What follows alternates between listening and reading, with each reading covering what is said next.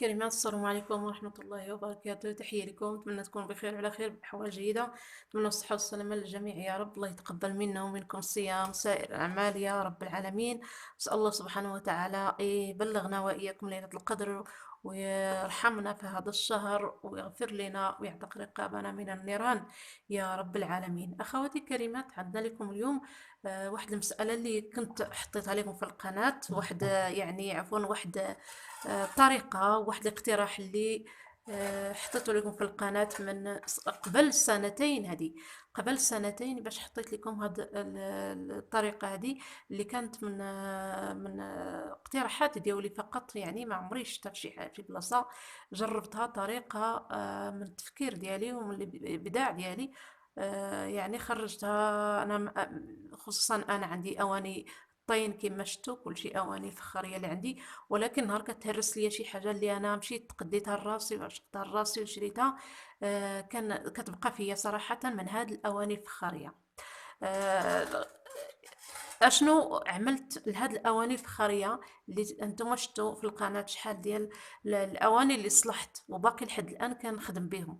يعني الاشياء اللي كتشقق ليا، الاشياء اللي كتهرس، اول حاجه غادي نصلح هي هاد الفخار. يعني هذا راه تقسم على نصفين.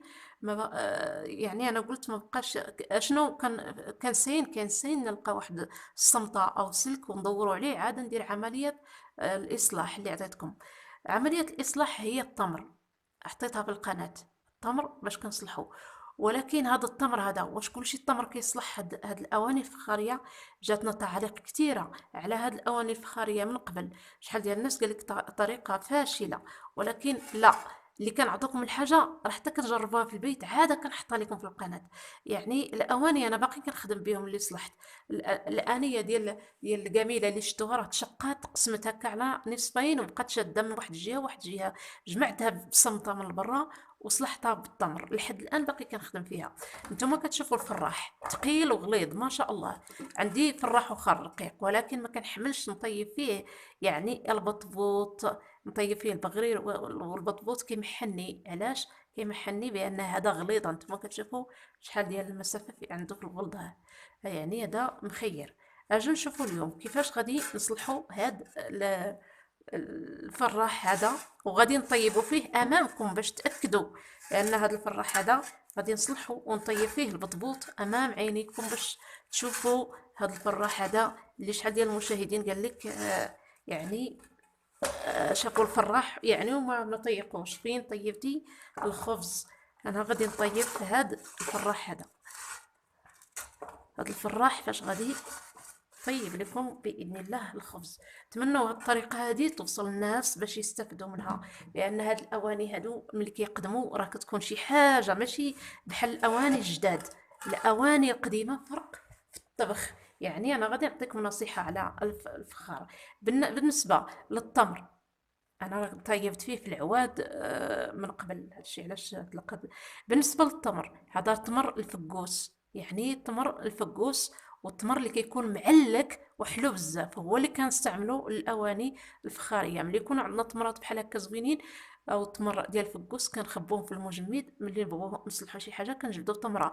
او حتى الا حطيتو التمر ولقيتوها مسوسه من الداخل، يعني كتجمعوها وتعاودوا ديروها في بلاستيكه وتخزنوها حتى تصلحوا بها هاد الفخار. ديروها في المجمد تقعد المده اللي بغيتوها وتصلحوا بها هاد الفخار هذا. انا شاعله هنايا العافيه، وكما عطيتكم اليوم بالتفصيل غادي نجي بسم الله ونبدا. آه بسم الله. التمر خصو يكون معلك معلك معلك جيدا، يعني معلك مزيان. بسم الله على بركة الله. هذه هي الطريقة لإصلاح هاد الأواني الفخارية. شحال ديال الناس قالك شري أواني أخرين. يعني حنايا في هاد الظروف هادو ديال الحجر الصحي، يعني ما كاينش فين نشروهم، بعاد علينا شويه. صحاب الفخار وما حالينش اصلا، وقيله ما حالينش. حنا ما عمرناش مشينا ولا خرجنا. ولكن يقدروا يكونوا ما حالينش. هاد الظروف هادي اشنو غادي نديروا لهاد الطاجين؟ وربما يتهرس لينا وحنايا عاجنين الخبز بغينا نطيبوه فيه. غادي نشوفوا الطريقه يعني اللي غادي دائما اي حاجه. انا كيعجبني التحدي يعني في الاشياء.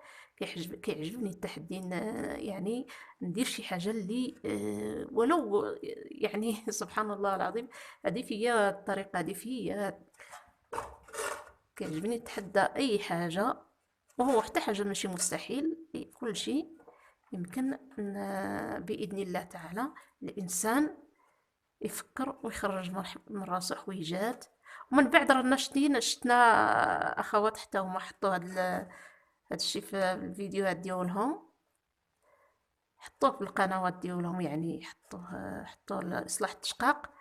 ولكن الفكرة انا يعني الفكرة كانت من راسي فقط، فكرة خرجتها من راسي هذه قبل سنتين، وانا كنحط للمشاهدين الكرام تصليح الفخار.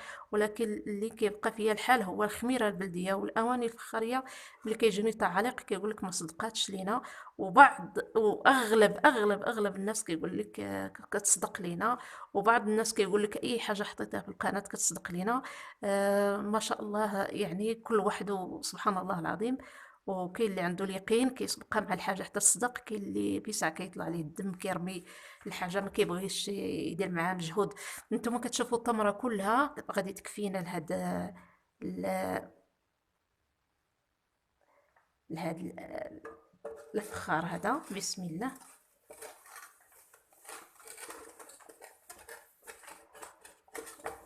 اول حاجه غادي نجيب انيه، ها هي من هنا، وغادي نجيب انيه اخرى من هنا باش نكاليه، يعاونوني في هذا الفراح حيت ثقيل، غادي يعني يبقى يتحرحز لينا او يبقى يميل ويجينا عوج الاصلاح ديالو. انا غادي نزيد تبت هذا الفراح بشي حاجه ثقيله، يعني انا هاني كنتبت فيه بشويه بشويه، ولكن خليته حتى سخن، هذا هو المشكل، خليته حتى سخن بزاف. وهكا غادي نبدا نزيد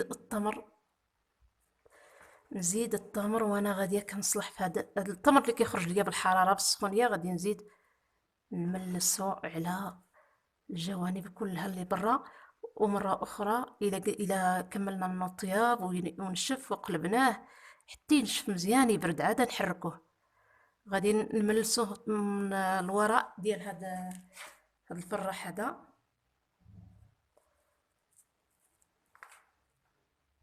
وهكا ونزيد ونديروا له واحد السمطه ديال غير السلك عادي، نجمعوه به من الدوره كلها. الا بغينا يبقى معنا ديما هذا الفراح، هذه هي الطريقه الصحيحه.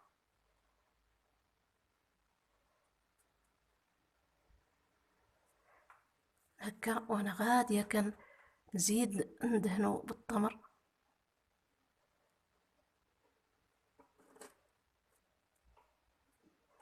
هذا التمر خصو يدخل مزيان تشقاق، لانه ملي كيتوصلوا العافيه كيتعلك مزيان وكيدخل لينا في التشقاق ديال هاد الاواني هادي. وغتشوفوا معايا في الاخر باذن الله ملي غادي نحركوه ونشوفوا النتيجه النهائيه، ربما غادي باذن الله تعالى يصدق لنا، بان قلت لكم اول مره غادي نصلح شي حاجه تقسمت على نصفين. والطاجين ديال الاكل ديال المرق راه كيتصلح بسهوله، يعني كتنجح لينا المهمه ديال التمر فيه. هو سخون وانا باقي كندهن فيه، كندخل هذا التمر،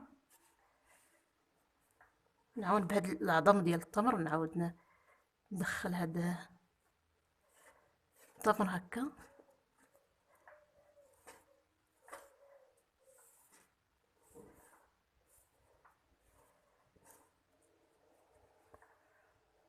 كنقطع باش ما نطولش عليكم الفيديو، غادي نقطع حتى انا وانا كندهن هكا. اذا انتهيت من التمر اللي حطيت في هذا الفراح كله، غادي نشوفوا كما قلت لكم، يعني عينكم ميزانكم غتشوفوا كي البلاصه اللي بانت لكم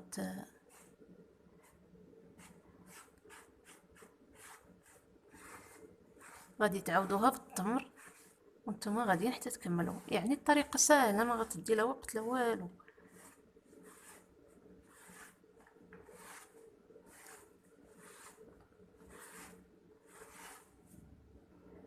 الفراح سخن من الوسط، ولكن الجوانب راه باقي موصلتهم الحراره مزيانه. علاش؟ لان هذا التمر هذا راه باقي مرجع بحال هذا الشكل. هادشي علاش الا حطينا الخبز يطيب لينا من الوسط ويبقاو الجوانب خضرين. هنايا كنبقاو نسينو في الخبز تيطيب وندورو على الجناب كي يقصح لينا الخبز فيه ويجينا الخبز ما زوينش بحال البطبوط اللي الطريقه ديال الفراح خصو حتى يسخن مزيان. الا كان حجم غليظ بحال هذا يعني يعطيكم خبز مخير. هذه هي النصيحة على الفراح.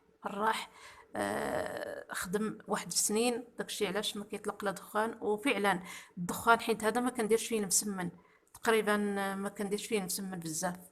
مرة في 4 شهور أو 5 شهور مرة واحدة. ماشي بحال إلا كان الدهون هما اللي كيديروا الدخان. هانتوما أنا خدامة كنمسح في الفراح باقي واحد شوية. الفراح ديالنا هو سخن صافي. غادي نحط فيه الخبز. بسم الله.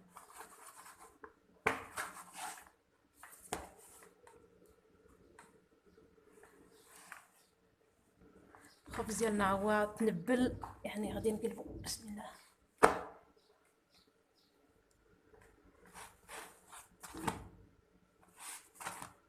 هذا البطبوط ديالنا هو هذا. غادي نحيدو ونمسح مرة أخرى. بالنسبة للناس اللي كيسولوا على الفراح كيفاش نتعاملوا، يعني كيفاش نتعاملوا مع هذا الفراح. أنا اليوم راح حطيت بطبوط كبير، يعني بطبوط كبير اللي حضرت.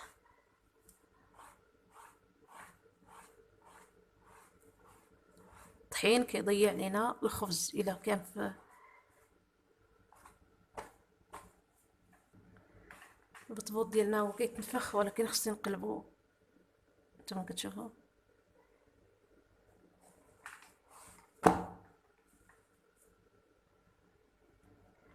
البطوط ديالنا هو كيتنفخ مرة أخرى من الجهة الأخرى. يعني كما شفتوها بدات كتنفخ من الجهة الأولى، هي كتنفخ.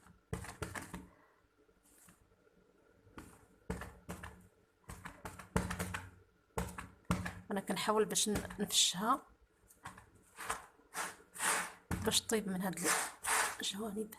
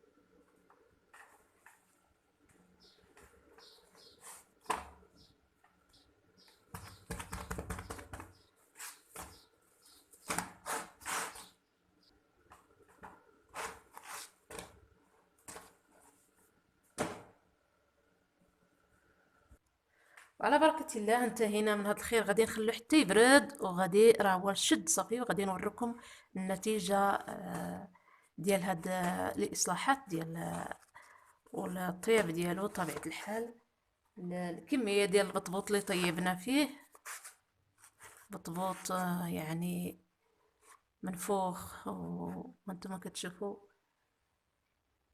منفوخ ومشبك، يعني خفيف خفيف رقيق. وما شاء الله على خبز ديال الفراح ديال الطين والخميره بلديه. وندوزو باش نشوفوا المرحله الاخرى، راه هو قريب يبرد. هذه الكلمات النتيجه غادي نوروها لكم باذن الله تعالى بعد ما برد لنا الفراح ديالنا. ها هي النتيجه. يعني هاد المره شنو غادي نديرو؟ غادي نزيدو شويه من البرا ونخلوه حتى نحطوه فوق النار. غادي نزيدو شويه التمر من الوراء ديال هاد الفراح هذا. يعني الطريقه راها باينه وواضحه للمشاهدين الكرام اللي بغاو يصلحوا فراح بحال هذا بالطريقه اللي كنت عطيتكم من زمان. ونتمنى نلقاكم على خير فيديو قبيل، ونتمنى باش تكونوا عند حسن ظنكم، واي حاجه عطيناها لكم اكيد تنجح لكم. الطريقه تبارك الله ما شاء الله، انتم كتشوفوا كيفاش صدق لنا الفراح، وهذا غادي نخبزوا فيه سنين يعني باذن الله تعالى. وغتشوفوا معنا الطريقه والخبز فيه جميع المخبوزات بغرير كيخرجوا رائع، ولا جميع المخبوزات. نتمنى نلقاكم على خير فيديو قبيل، والسلام عليكم ورحمه الله وبركاته.